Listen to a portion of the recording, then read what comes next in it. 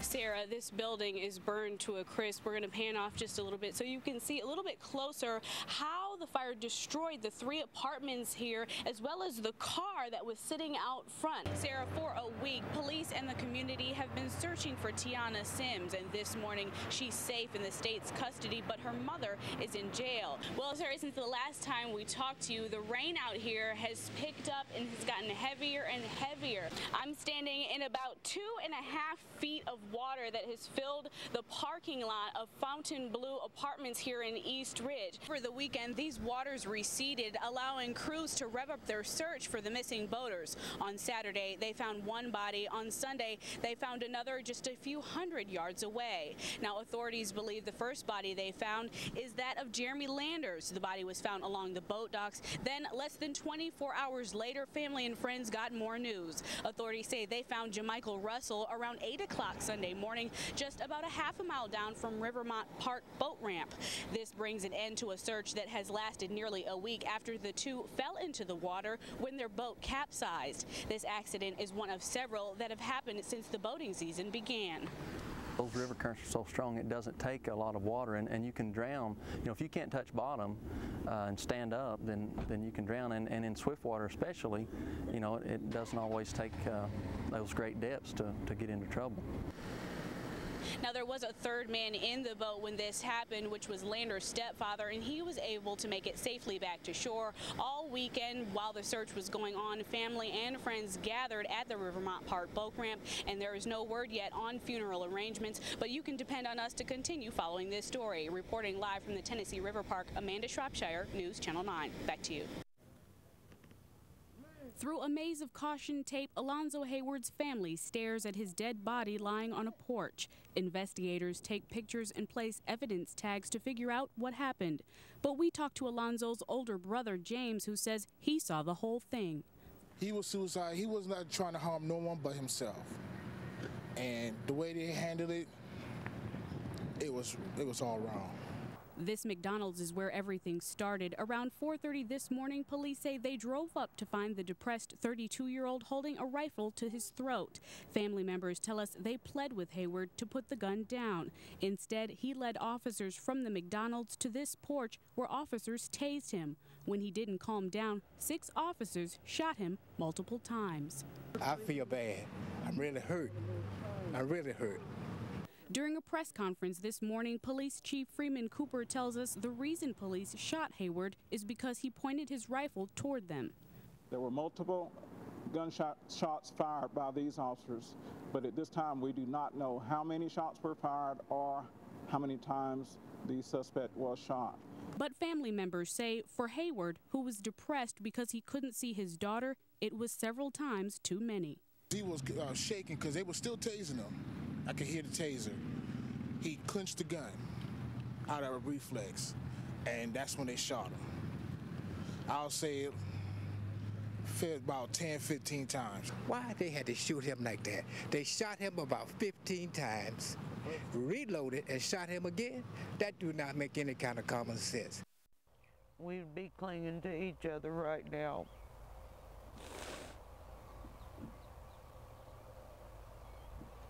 He's had some rough times.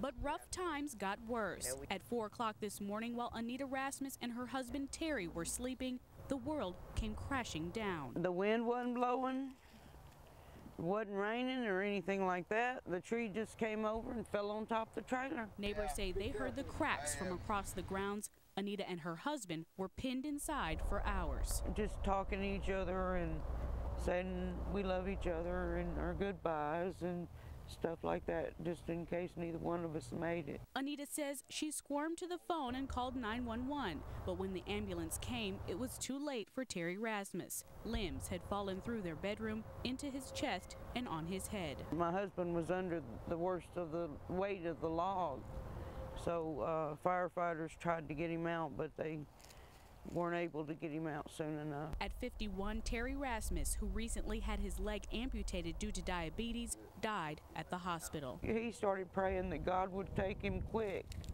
and I was praying that God not take us at all, that he make it quick, we get out of there. you know, so I guess we both got what we wanted. Anita says investigators told her the tree fell from rain that soaked the ground earlier that week and softened the tree's roots. Now, Anita Rasmus, who was uprooted from her temporary home this morning, is lost without her husband. We already got an apartment picked out over there with the housing department, sitting there waiting for us to go to it on the 3rd of this month. And I don't know if I'm going to even take it now. I'm probably going to go back with my family. That's a great job, William. This is William Harris. At 4 years old, he's just learning to climb stairs. But for this little guy who's been battling since birth, that's a big step in the right direction. It's been like a roller coaster, up and down. Every time we think we get into a okay place, another shoe falls, and we have to go down a different path. And recently, William's path to mental and physical development has brought his family to this exercise room at the new Developmental Behavioral Pediatric Center at Siskin. William, who spent the first weeks of his life in ICU, has 9 different doctors. None of them have given William's problems a real diagnosis.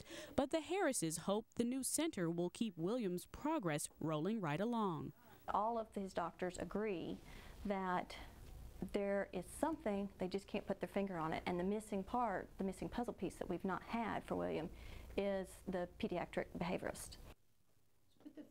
Until this center opened, families looking for that puzzle piece were put on waiting lists for treatment in Nashville or Atlanta. Here in his own school building, William works one-on-one with pediatric behaviorist Regina Gargis.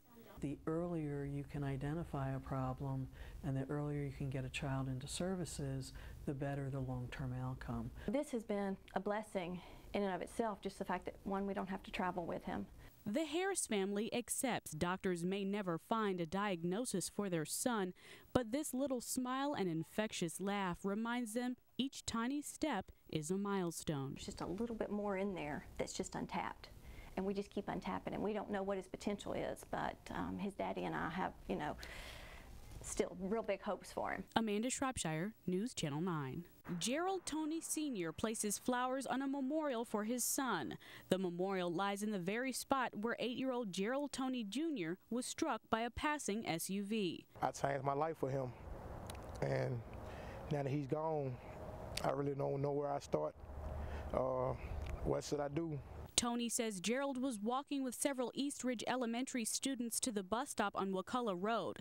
Gerald and his friends were waiting to cross the street when the first grader stepped off the curb. Gerald died yesterday from severe brain damage, but also suffered severe injuries to his legs, arms, ribs, and neck. With the type of injuries that he suffered, you know, basically death at the end of it, that's not you going the speed limit. East Ridge police are investigating the accident and have not said whether the driver was speeding nor whether she will be charged. It could have been avoided by that street. That's a real busy street. People speed up and down the street all day long. Like many neighbors who have left messages on Gerald's memorial, Tony believes something should be done.